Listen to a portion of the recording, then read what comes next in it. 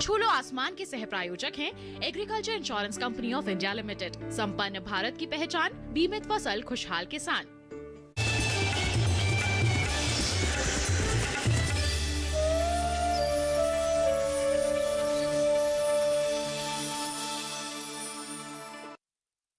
हो अगर पाना शिखर, कर तू शुरू अपना सफर, मंजिल पर रख बाज की नजर, चूक ना तू कोई भी कसर।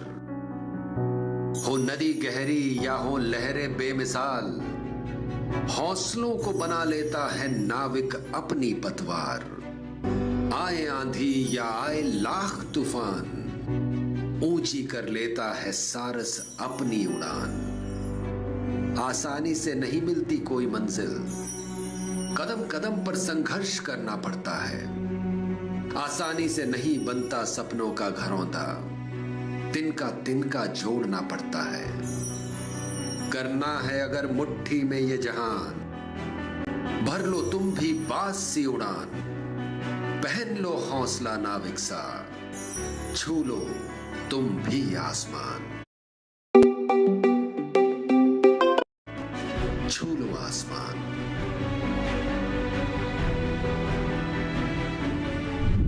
नमस्कार, मैं हूं यशोधन राणा और आप सभी का एक बार फिर से स्वागत करता हूं हमारे इस शो छू लो आसमान में। जैसा कि मैंने आप लोगों को पहले बताया था कि हमारे इस शो के जरिए हम ऐसे मेहनती किसानों की उपलब्धियों का उत्सव मनाते हैं जिन्होंने कृषि क्षेत्र में एक नया मुकाम हासिल किया है। आज मैं आपको एक ऐसे ही किसान से मिलवाने जा रहा हूं, लेकिन उनसे मिलने से पहले मैं आपके सामने एक प्रश्न रखना चाहता हूं। अगर आपके पास 1 लाख रुपए की नौकरी हो और ऐशो आराम की जिंदगी हो तो आप क्या करेंगे? अपनी ऐशो आराम की जिंदगी आराम से जिएंगे या कुछ दूसरा काम करना चाहेंगे? वो भी ऐसा काम जो आपके लिए बिल्कुल नया हो। आप इस प्रश्न पर जरा विचार कीजिए। तब तक मैं आपको रूबरू करवाता हूं ऐसे ही एक किसान से जिनके सामने ऐसी ही एक परिस्थिति आई थी।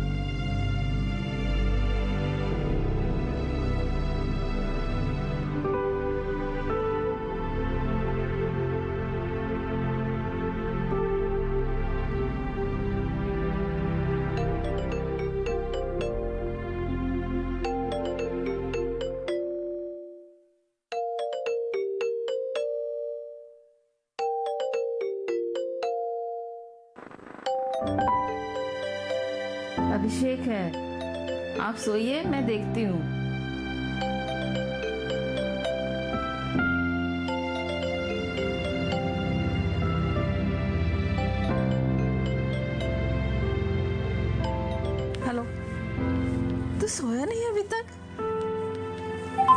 अभी क्या फिर से वही किसानों वाला कोई सपना देख लिया तूने? बेटा, ये किसानों की दुर्दशा, उनकी आत्महत्या, पर कब तक? तू कब तक ये सब सोचता रहेगा? बच्चे, तो अपना ध्यान किसी अपनी हॉबी पे क्यों नहीं लगाता है? सुन रहा है ना? जैसे कोई cricket team, football team join कर ले।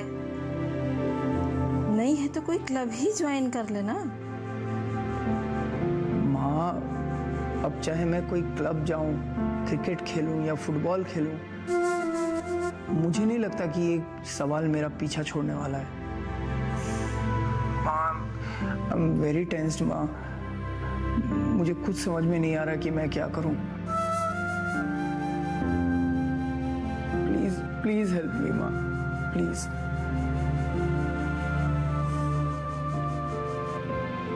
अभी बेटा, मैं सलाह तो तुमको 10 दे सकती हूँ, पर मेरा ये मानना है तुमको वही करना चाहिए जो तुम्हारा दिल कहता है। अपने दिल की आवाज सुन। अपने दिल की आवाज सुनेगा ना, तेरे को वहां से सब पूरे सवालों के जवाब मिल जाएंगे और एक शांति भी मिलेगी। अभी एक बात याद रखना बेटा, तुम जिंदगी में जो भी डिसीजन लोगे या जो भी काम करोगे, हम लोग हमेशा तुम्हारे साथ हैं, ऑलवेज। थैंक यू माँ, thank you.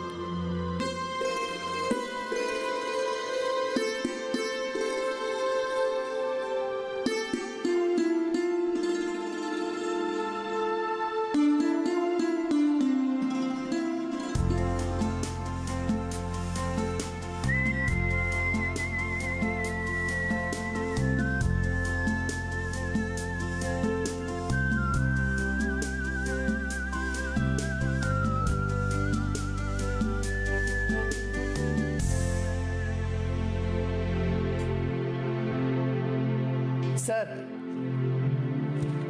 Come in. Sir मुझे 10-15 दिन की छुट्टी चाहिए। 10-15 दिन? क्यों भाई, किस लिए? सर मुझे किसानों से मिलना है। मुझे जानना है कि हमारे देश में किसानों की इतनी दुर्दशा क्यों है और क्यों किसान इतने आत्महत्या कर रहे हैं। Are you mad? तुम पागल हो क्या?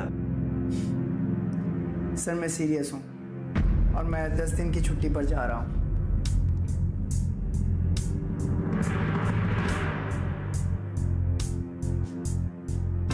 नाम अभिषेक सिंघानिया, उम्र 30 साल, पेशा सॉफ्टवेयर इंजीनियर। सुनने में ये एक सफल संपन्न व्यक्ति की बात लगती है, लेकिन कौन है जिसे किसानों की समस्या इतनी परेशान कर रही है? ये जानने के लिए हमें पीछे से शुरुआत करनी होगी। कलकत्ता।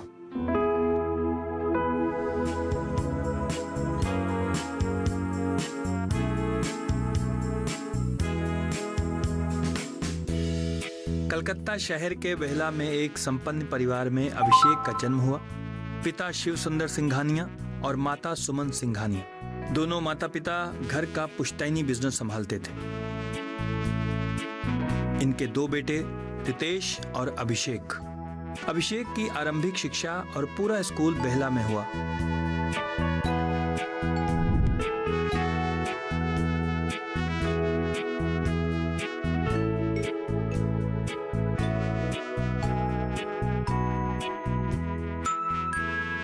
अभिषेक मेधावी छात्र थे, साथ ही छोटे होने की वजह से घर में सबके लाडले।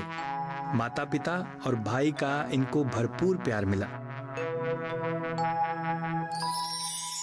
और इस वजह से इनकी परवरिश काफी खुशनुमा वातावरण में हुई।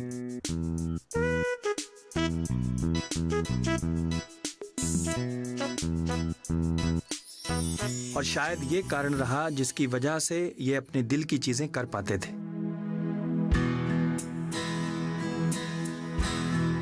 अभिषेक शुरू से ही दूसरे बच्चों से थोड़े अलग थे।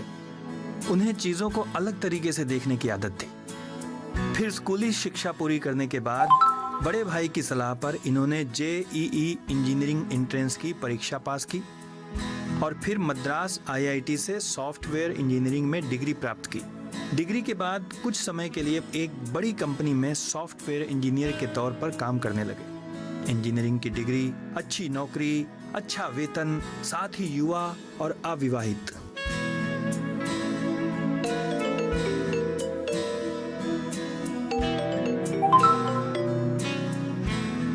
कहने को जिंदगी में सब कुछ अच्छा चल रहा था, लेकिन एक चीज थी जो सब कुछ अच्छा होने के बावजूद भी अभिषेक को परेशान कर रही थी। न्यूज़ चैनल, अखबार और सोशल मीडिया के द्वारा अभिषेक को देश में होने वाली किसानों की आत्महत्या के बारे में पता चला। इससे अभिषेक काफी विचलित हो गए और वो ज्यादा से ज्यादा उनसे संबंधित खबरें देखने सुनने लगे। पास 2 एकड़ खेत था जिसमें वो ज्वार उगाते थे। इस साल भी फसल अच्छी नहीं हुई थी। पिछले 3 साल से सूखे के चलते उन पर 1 लाख।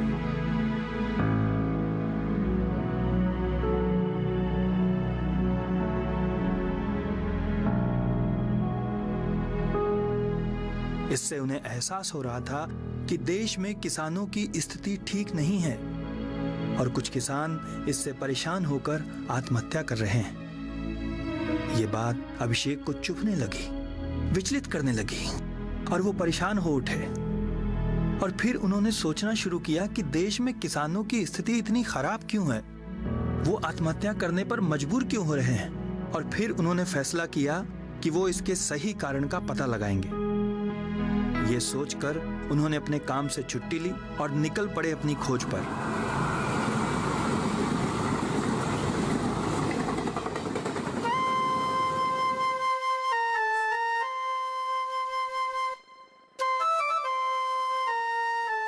वो अपने शहर कलकत्ता के नजदीक वेस्ट बंगाल के कई गांवों में गए। गांव-गांव घूमकर वो किसानों से मिले, उनसे बातें की, चर्चाएं की, उनके दुख तकलीफ को समझा।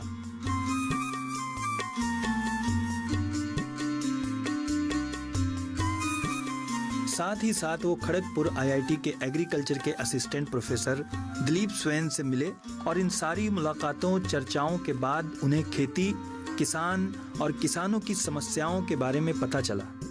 उनकी इस खोज ने अभिषेक के जीवन की दशा दिशा ही बदल दी। खेत, खेती और किसान के बारे में जानने के बाद अभिषेक इन सब चीजों से दिल से जुड़ गए। उन्हें जैसे अपने जीवन के सही उद्देश्य का एहसास हुआ और फिर उन्होंने एक बड़ा निर्णय लिया।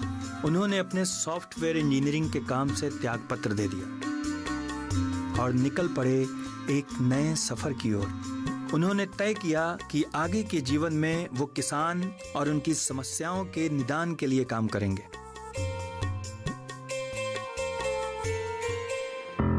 फिर उन्होंने सोचा कि किसानों की समस्याओं को सही रूप से समझने के लिए उन्हें पहले खुद खेती करनी चाहिए, तभी वो सही मायने में किसानों की चीजों को समझ पाएंगे। ये सोचकर उन्होंने खुद किसान बनने का निर्णय लिया।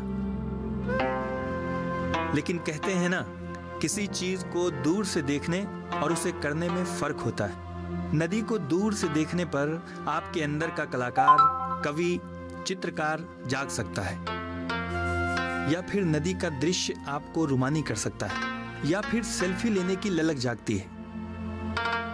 लेकिन जब आप नदी के पानी में उतरते हैं तब आपको उसके बहाव और गहराई का पता चलता है। ऐसा ही कुछ अभिषेक के साथ होने वाला था। खेती के निर्णय के बाद सबसे पहले जरूरत खेती के लायक जमीन की थी, तो जमीन देखने का काम शुरू हुआ। जितना अभिषेक ने सोचा था, ये काम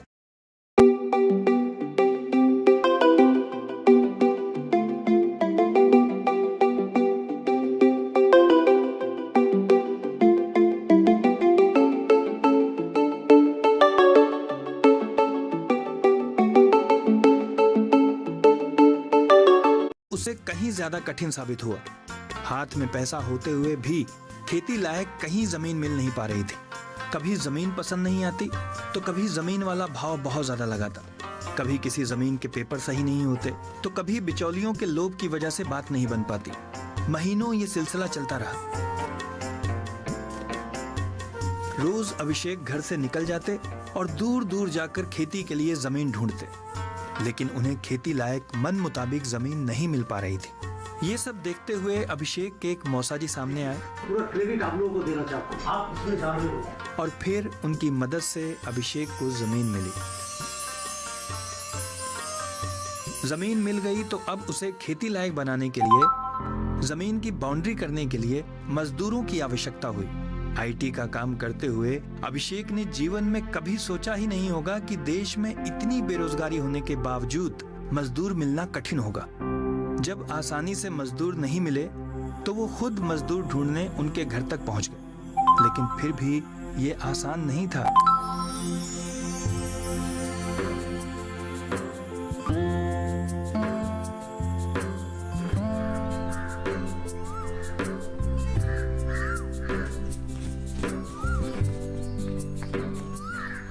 নমস্কার দাদা, আপনার বৌদি একটু মাছ রান্না করেছিল, তাই খেয়ে একটু ঘুমিয়ে পড়েছিলাম। আজকে যেতে পারবো না দাদা।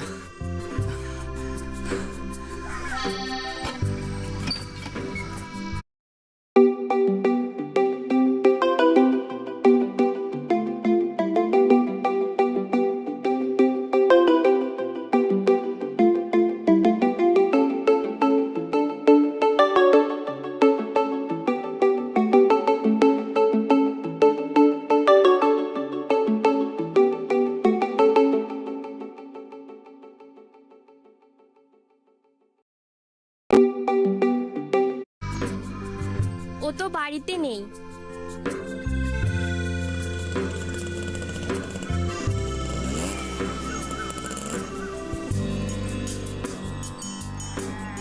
নমস্কার দাদা, এই বন্ধুদের সঙ্গে একটু চা দোকানে আড্ডা দিচ্ছি আর কি, আজ যেতে পারবো না।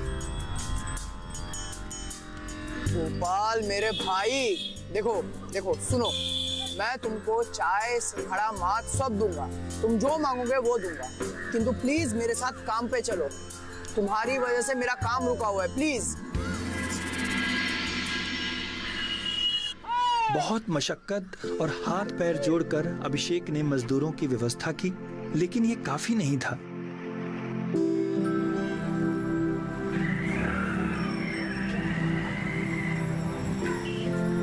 अभिषेक दादा, अभिषेक दादा,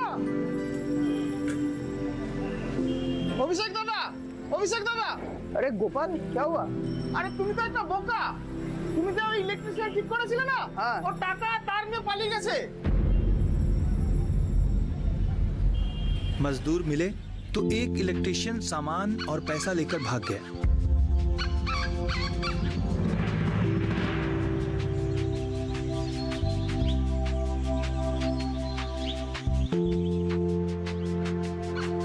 अभिषेक को समझ में आया कि इस तरह से काम नहीं चल पाएगा, उन्हें अपने आप को 24 घंटे यहां झोंकना पड़ेगा।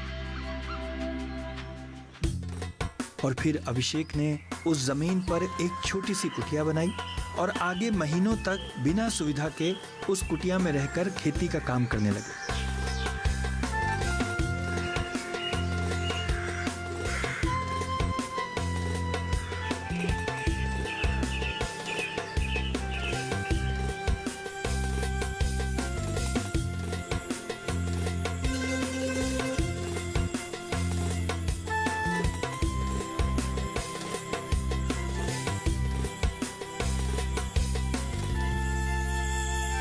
बिना बिजली पानी के मच्छरों के साथ उन्होंने वहां महीनों गुजारे और फिर मेहनत का फल रंग लाया।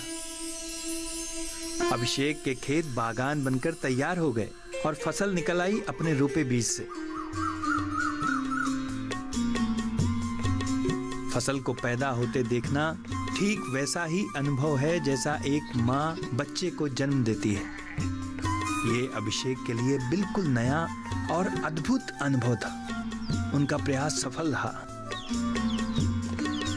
लेकिन अभिषेक का उद्देश्य सिर्फ अपनी खेती करना नहीं था। वो तो किसानों की समस्या का समाधान और उनकी मदद करने निकले थे। एक बार अपना खेत बागान तैयार हो जाने के बाद वो दूसरे लोगों के लिए भी खेती करने निकले और कई एनजीओज और व्यक्तिगत किसानों के साथ जुड़कर उन्होंने ऑर्गेनिक खेती की। पंजाब के फगवाड़ा, उत्तराखंड और महाराष्ट्र में उन्होंने अपनी देखरेख में दूसरे लोगों के लिए खेती की और इससे बहुत सारे किसानों को फायदा हुआ। आज अभिषेक अपनी खेती के साथ साथ दूसरे ऐसे लोगों के लिए भी खेती की जिम्मेदारी लेते हैं जो किसान ठीक से खेती नहीं कर पा रहे हैं, या फिर ऐसे लोग जिनके पास जमीन है लेकिन उनके पास खेती के लिए समय नहीं है। तो अभिषेक उनके लिए खेती एक प्रोजेक्ट के तौर पर करते हैं और इससे लोगों को लाभ हो रहा है।